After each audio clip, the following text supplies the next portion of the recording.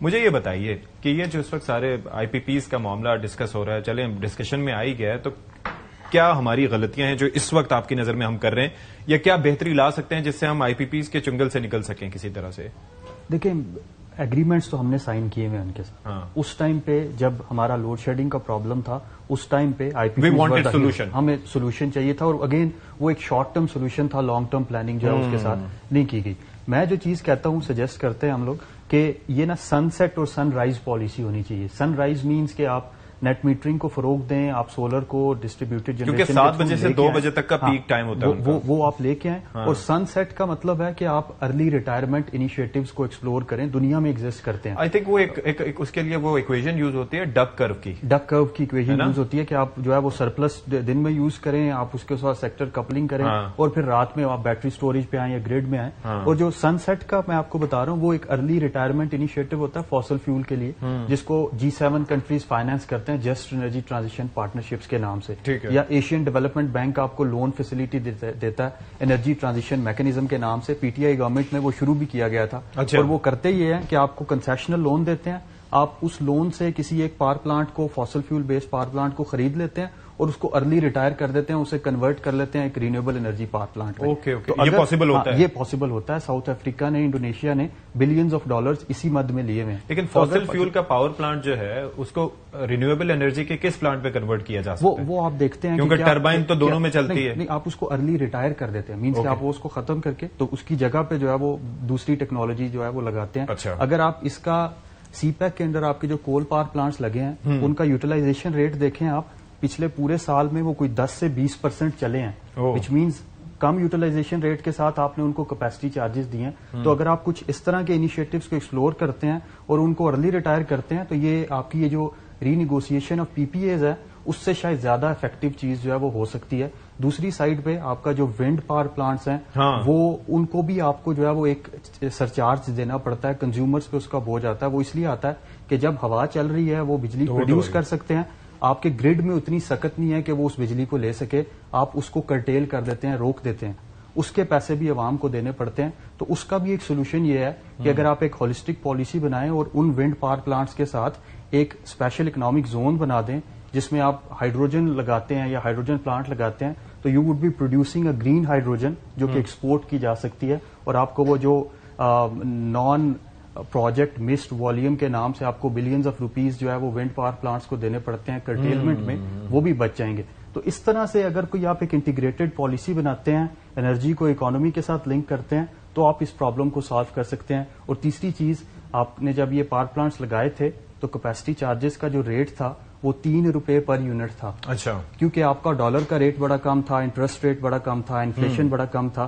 اب جب یہ تینوں انڈیکیٹرز، میکرو اکنامک انڈیکیٹرز ورس ہوئے ہیں، یہ سارے کے سارے جو ریٹس ہیں یہ بڑھ گئے ہیں. اگر آپ تھرکول پاور پلانٹس کو بھی دیکھیں تو 3 روپے پر یونٹ کیپیسٹی چارج تھا اس ٹائم پہ جب لگے تھے. ابھی یہ 12 سے 14 روپے پر جو ہے یونٹ کیپیسٹی چارج انکریز ہو گیا، صرف اور صرف اس وجہ سے کہ آپ کا ڈالر 90 سے 200-300 پہ چلا گیا، آپ کا انٹرسٹ ریٹ بڑھ گیا، آپ کا انفلیشن بڑھ گیا.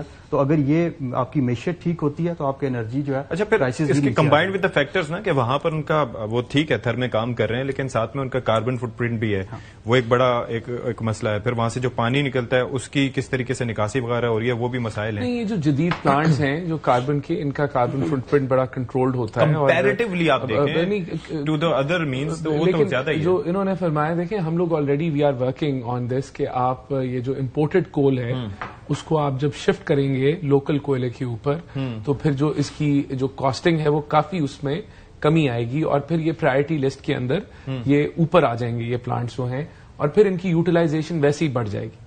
تو ہم وی آر چائنیز کے ساتھ آلریڈی اس جو ہے یہ بات چیت چل رہی ہے، اور انشاءاللہ ہم پر امید ہیں کہ ہم اپنے ٹینیور کے اندر سارے جو امپورٹڈ کوئلے کے اوپر پلانٹس ہیں ان کو ہم لوکل کوئلے میں تبدیل کر دیں گے.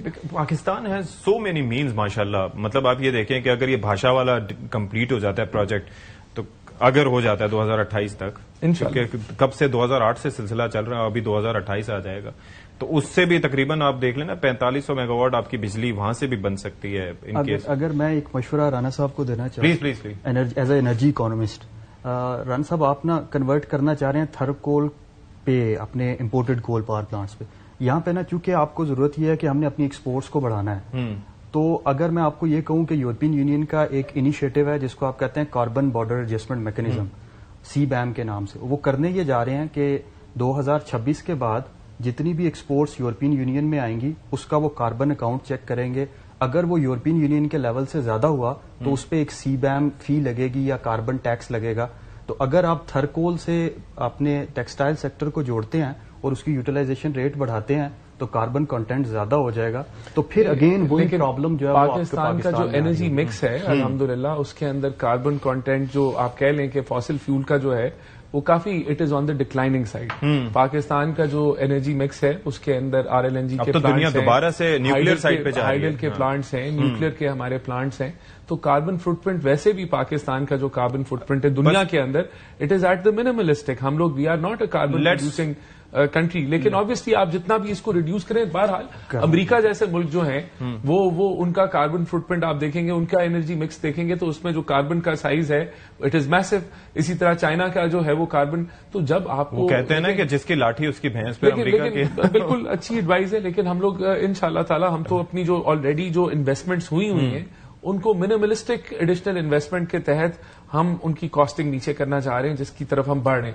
اس کے اندر جو انہوں نے ونڈ پاور اور جو باقی بھی رینیویبلس کی بات کی ان کے معاہدوں کو بھی دیکھا جا رہا ہے. آج کل کیا کر رہی ہے، میں پڑھ رہا ہوتا ہوں جیو تھرمل، پھر اوشن کرنٹ سے بھی کوئی بجلی پیدا کر رہے ہیں. اب تو اتنے دیر سو مینی مینس کے جس کے اوپر کام کر رہے ہیں. ویسے ایک چیز لاسٹلی آپ سے میں جاننا چاہوں گا، ڈو یو بلیو کہ بجلی کی قیمتوں میں آئندہ کچھ عرصے میں کمی ہو جائے گی، اور اگر ہوگی تو پر یونٹ کتنی میکسیمم گورنمنٹ آپ کو لگتا ہے، since you are an expert تو آپ بتا سکتے ہیں کتنی کر سکتی ہے؟ دیکھیں اگر تو شارٹ ٹرم کو دیکھ کے کرنا ہے تو پھر تو حکومت چاہے تو 8 سے 10 سے 12 روپے بھی کر سکتی ہے، ٹیکس ختم کر دیں. لیکن اگین یہ ایک مارکیٹ میکینزم ہونا چاہیے. ایسا نہیں ہونا چاہیے کہ 6 مہینے کے لیے کم ہو، 6 مہینے بعد پھر سے زیادہ ہو جائے. آپ کو اپنے ڈسٹریبیوشن سائڈ کو ٹھیک کرنا ہوگا، کمپٹیشن لے کے آئیں اپنے ڈسٹریبیوشن کمپنیز میں، ان کی ایفیشنسی ٹھیک ہو، ٹرانسمیشن پہ انویسٹمنٹ ہو، اور آپ کی جو انسٹالڈ کیپیسٹی ہے اس کو تھوڑا سا ارلی ریٹائر کریں اور ان کی جگہ پہ جو ہے وہ آپ ایسے پاور پلانٹس لائیں جو کہ ایفیشینٹ بھی ہوں، جو کہ کلینر بھی ہوں، سسٹینیبل بھی ہوں، اور پھر جا کے اکانومی اور انرجی کا ایک جو ہے وہ لنکیج بنایا جائے. تب جا کے آپ کا ٹیرف جو ہے وہ لانگ ٹرم میں جو ہے وہ کم ہو سکتا ہے.